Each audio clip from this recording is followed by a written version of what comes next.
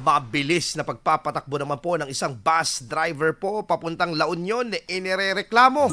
Para sa detalye kasama natin, Idol Neil Moyano. 104.7 IFM. Report! Kuya, please lang po!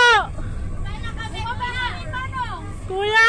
Viral ngayon sa social media ang video ng isang ginang na sakay ng isang pampasaherong bus sa La Union na mabilis ang pagpapatakbo.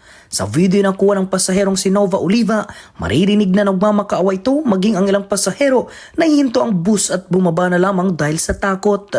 Ilan sa mga pasahero ay naririnig ding sumisigaw at nagrereklamo sa konduktor, ngunit hindi sila pinapansin.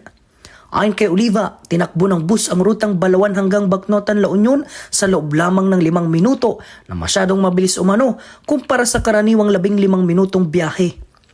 Na-report na sa LTFRB ang driver ng bus kung saan patuloy pa rin iniimbestigahan ang insidente.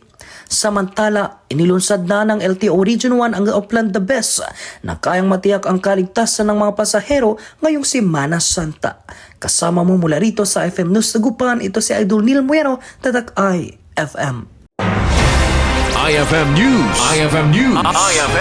IFM News.